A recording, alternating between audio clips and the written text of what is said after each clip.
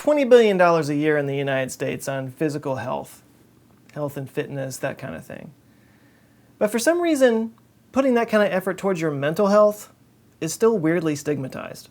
Which doesn't really make sense when you think about it, because your mental health affects far more people than your physical health does. Your physical health doesn't affect anybody unless you get to a point where you need help getting around. But your mental health literally affects everybody around you, not just in the present, but in the future as well. It affects generations down the road. Whatever issues you may have, you can usually track to your mother.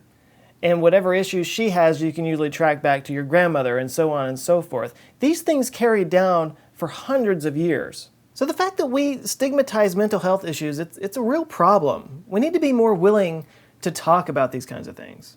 I was just thinking about that the other day, and as I was thinking about it, I realized that I myself have dealt with issues in this area, and I've never talked about it on this channel. So maybe I'm part of the problem. So here goes. When I was at VidCon, I did an interview with Miranda the Adventurer. It's another YouTube channel. I'll put a link down below to the video. But we were just talking about issues of positivity mostly. But then this subject came up, and I talked about it a little bit, and I realized that this is something I really do need to discuss on this channel. But basically, I am somebody who has struggled with panic and anxiety issues in the past. When I was in middle school, it hit me pretty hard. I would have these just overwhelming sense of doom. I felt like the world was going to end. I actually missed school over it because I literally made myself sick with worry and anxiety. Eventually this passed, and I just chalked it up to, going through puberty. But then it happened again in my early 20s. I went through a really weird existential crisis, I suppose. I became obsessed with the idea of death. It just took over my mind for a while. And I remember working in the store, and just everybody that I saw, all the strangers walking through the store, the customers, my coworkers, everybody that I saw, the only thought that I had in my head was, you're going to die someday. Like everybody was just somebody who hadn't died yet. And if that sounds dreary and awful, it was. And I just carried it with me everywhere I went for a few months. And then it eventually passed. I slowly got back to normal. And just like when I was in middle school, I chalked that up to puberty. When it happened in my early 20s, I just chalked it up to, about to graduate college and enter the real world. It was sort of a life transition thing. And ever since then, it was kind of just something that was in my past. It was just this thing that happened a couple of times. But then it happened again, not too long ago, just before I hit 40. Apparently, I don't handle transitioning to a new phase of life very well. But I have a pretty strong imagination, as you can imagine, and one night while I was in bed on the edge of sleep, for some reason my mind went to the moment of death and what happens, what that feels like. As I'm laying there in bed and I'm trying to make myself lose consciousness. I've talked before about how much I suck at sleeping, but I'm sitting there about to lose consciousness and wondering if this is what the experience of death is like. And so my mind just went there, and then it didn't quite ever leave. And that whole existential panic thing, it just came up all over again. Again, I just became completely obsessed with the thought that not only me, but everyone I know will die someday. It's like everything was a reminder of how temporary existence is. And you don't realize how much we reference death in life and in pop culture and that kind of thing until you are in a place where every single mention of death or every single allusion to endings fills you with existential panic. Like, I was in the middle of watching Downton Abbey, and I couldn't even watch that anymore because I couldn't watch that show without thinking about how everybody who lived back then does not exist anymore. Like, I would lay in bed and I could feel my heart beating. And instead of that feeling of my heartbeat being some kind of reminder that I'm alive, it was instead a reminder that that's all it would take for me to not exist anymore, is for that heart to just stop beating. Everything was a reminder that I was going to die someday. I would go and visit family and put on, the most normal face that I thought I could. But inside, I'm watching kids playing, and all I can think is that kid's gonna die someday. It's like, just imagine that your brain is stuck in a place like 200 years in the future where you and everybody you know has died. Everything that you have ever lived for, worked for, cared about is gone, and nothing ever that you did mattered. That's where I was. It was just this overwhelming feeling of pointlessness to everything. I was just consumed with the pointlessness of human existence. Fun. There's a restroom at work that's down in the basement. It's for the maintenance people.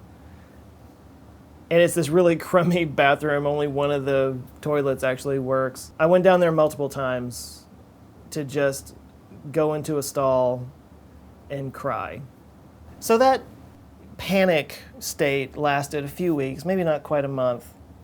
But even when that finally went away, I still had this weight, this tightness in my chest. I always felt this tightness in my chest. And by the way, if you are in a panic state, in an anxiety state, having pain in your chest doesn't exactly help.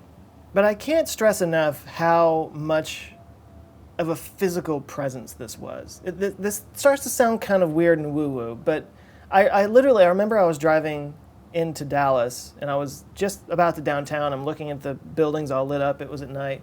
And I'd been having this tightness in my chest for, a month and a half or so. But as I was driving home, I had this moment where, without me trying, it just lifted. And I can't express enough how much it was like a physical presence left my body. Now understand, I'm not trying to say that some kind of demon or spirit was in me and left my body. That's not what I'm saying at all. But the mental thing that was going on was creating a physical sense in me that when it lifted, it really did feel like something just flew out of my body. And the next thought that I had, honestly, has never quite left me. And that thought was, I had no idea how wonderful normal felt. So one thing I want to get across to anybody who hasn't dealt with this kind of thing, feeling normal is a gift. It's not something I'll ever take for granted again. In a weird way, I'm kind of glad that I went through that because it did change my worldview.